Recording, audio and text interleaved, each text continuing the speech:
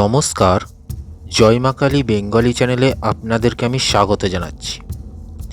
আজকের ভিডিওটি তাদের জন্য যাদের প্রেমিক বা প্রেমিকা ছেড়ে চলে গেছে।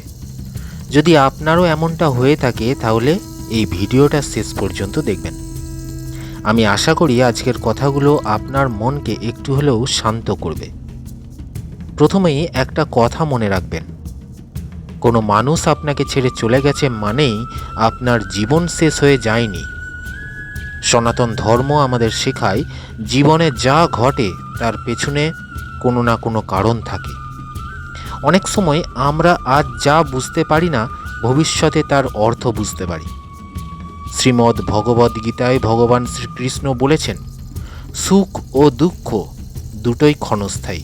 যেমন রাতের পর সকাল আসে, তেমনি কষ্টের পরেও ভালো সময় আসে। তাই আজ আপনার হৃদয় ভেঙে গেলেও বিশ্বাস রাখুন, এই কষ্ট একদিন কমে যাবে। এখন প্রশ্ন হলো, কি করবেন? প্রথমত, নিজেকে দোষ দেবেন না। একটি সম্পর্ক টিকে থাকার জন্য দুজন মানুষের সমান ইচ্ছা দরকার। যদি একজন চলে যাওয়ার সিদ্ধান্ত নেয় তাহলে সব দোষ নিজের নয়। দ্বিতীয়ত, তার পেছনে বারবার ছুটবেন না। যদি কেউ নিজের ইচ্ছায় চলে যায় তাকে জোর করে ধরে রাখবেন না।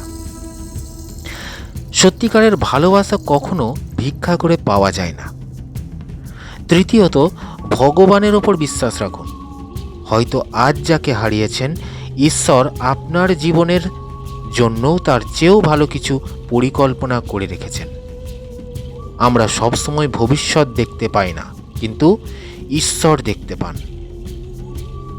চতুর্থত, প্রতিদিন সকালে বা সন্ধ্যায় কিছু সময় প্রার্থনা করুন, ওং নমো ভগবতে বাসুদেবায়, বা নিজের ইষ্ট দেবতার নাম জপ করুন, গীতার কয়েকটি শ্লোক পড়ুন, দেখবেন মন ধীরে ধীরে শান্ত হচ্ছে। পঞ্চমত, নিজের জীবনকে ভালোবাসতে শিখুন। পড়াশোনা করুন, কাজ করুন, নতুন কিছু শিখুন, পরিবারকে সময় দিন। নিজের স্বপ্নগুলো পূরণ করার চেষ্টা করুন, কারণ আপনার জীবনের মূল্য শুধু একটি সম্পর্কের উপর নির্ভর করে না। আর একটি কথা বলে রাখি, কাউকে অভিশাপ দেবেন না। ঘৃণা নিয়ে বেঁচে থাকলে কষ্ট আপনারই বাড়বে। ক্ষমা করতে শিখুন এবং সামনে এগিয়ে যান।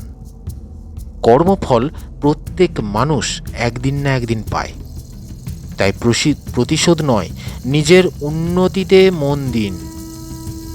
বন্ধুরা, মনে রাখবেন, যে মানুষ সত্যিই আপনার জন্য, সে আপনাকে সম্মান করবে, ভালোবাসবে এবং পাশে থাকবে।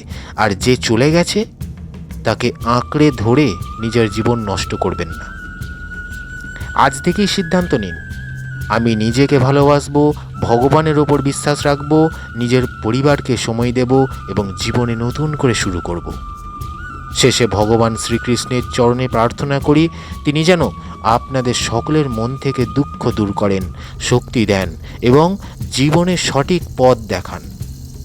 ভিডিওটি যদি ভালো লাগে তাহলে লাইক করবেন, শেয়ার করবেন এবং চ্যানেলটি সাবস্ক্রাইব করতে ভুলবেন না। সবাই ভালো থাকুন। আরেকটি কথা বলে রাখি, যে মন্ত্রটা আমি এই ভিডিওতে দিলাম আপনাদের, সেটি করতে গেলে অবশ্যই আমার অনুমতি নেবেন। অনুমতি নিতে গেলে 50 জনকে এই চ্যানেলের লিঙ্ক শেয়ার করে তারপরেই এই মন্ত্রের প্রয়োগটি করবেন। ধন্যবাদ।